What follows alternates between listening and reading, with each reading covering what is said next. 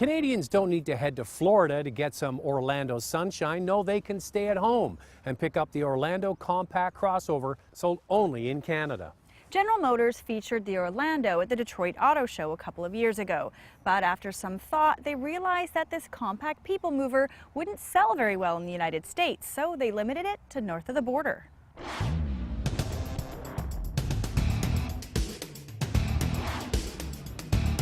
Canadians, on the other hand, are open to smaller vehicles, especially ones that can deliver practical functions, like moving up to 7 people.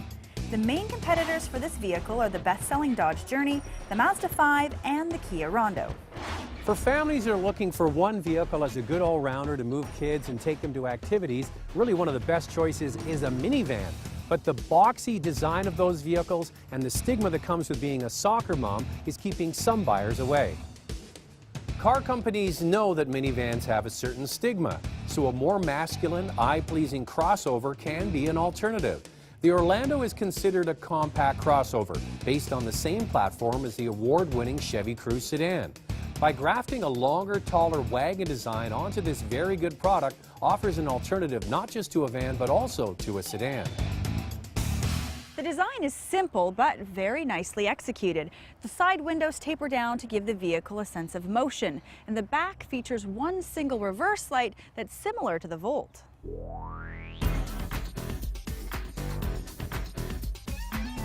The hatch is large and the boxy back end provides a useful opening to load cargo.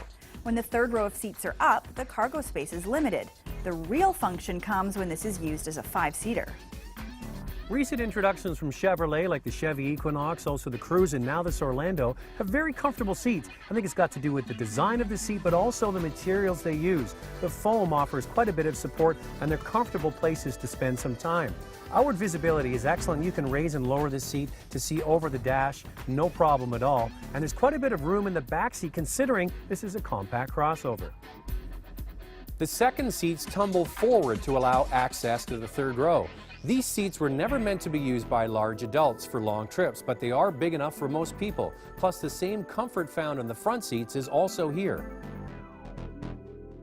There's too much hard plastic on the lower parts of the interior. Now, the center stack looks much better. It's got a matte, rubberized kind of finish to it, and underneath the radio here is a hidden space. That's where you plug in your iPod or any kind of device into the USB or the auxiliary jack. That's a good place to hide it. But the other thing is there's not a lot of soft touch points in here. You have some on the armrest. There's an armrest here on the 1LT, and the steering wheel is fairly soft, but that's about it. It kind of lets down the interior. Now, even though this Orlando is based on the Cruze platform, they use a different engine, a larger engine, because this vehicle is bigger and could possibly carry more cargo.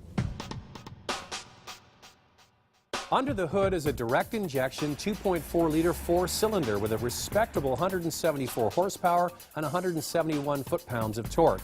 This, in combination with a 6-speed manual or automatic transmission, is perfect for most applications.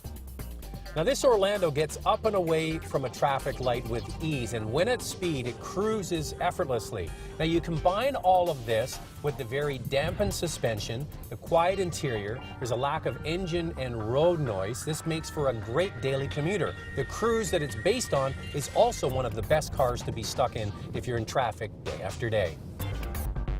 Now, it's interesting to me the way that Chevrolet has positioned this Orlando.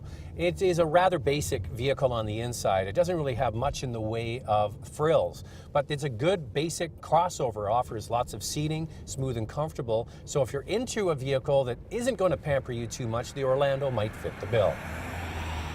The Mazda 5, Dodge Journey, and the Kia Rondo are also offered with a 4-cylinder, but the Dodge and Kia are the only two that have a V6 available, which is a great option for buyers that need a bigger payload.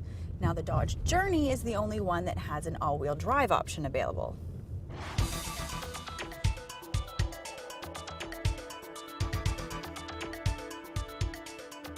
With a starting price of just under $20,000, this is a very attractive people mover, making it better looking and cheaper than a van. The Orlando's easy to maneuver, the steering is light, and there's good visibility. I can especially see why women will like the functionality of this product and not be stuck with the soccer mom image. Driving is very comfortable in this vehicle, but I'm surprised that there are no heated seats and no Bluetooth, even on this 1LT version.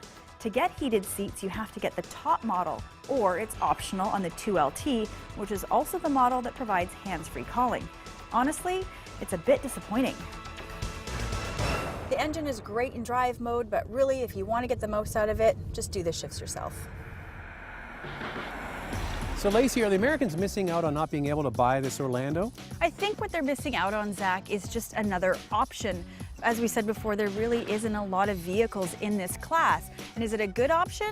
I think so. It's got a great starting price of just under $20,000. It's got nice styling both inside and out. It's very comfortable, and not just for the driver and passengers to actually sit in the seat, but it's also got a very comfortable ride and suspension.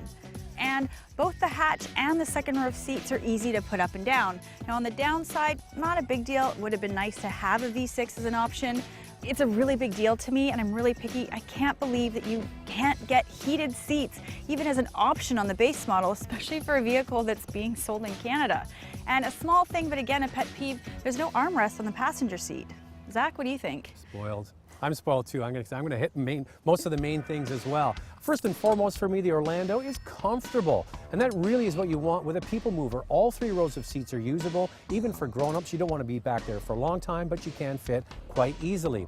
Also, it's a smooth, quiet, comfortable ride. All of the goodness that's in the Cruise is embedded in the Orlando, and that's a good thing. Also, there's a great starting price. It's not an expensive vehicle, but it also feels inexpensive in the dash area. It's kind of cheap. The plastic is hard, it can scratch easily. And right back to what Lacey's talking about with the standard features, because you look at a vehicle like the Rio hatchback from Kia, standard heated seats under $16,000. And something like Bluetooth, with all of these cell phone laws in Canada, Bluetooth should be standard. You shouldn't have to pay to go into the higher trim level in order to get it. But the real question, Lacey, you've got a car that's only sold in Canada, yet it's called Orlando. What's with that?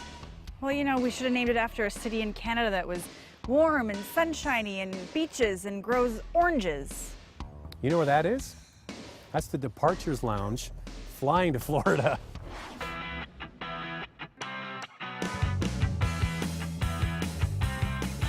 See the reviews of all current General Motors products. We're at drivingtelevision.com.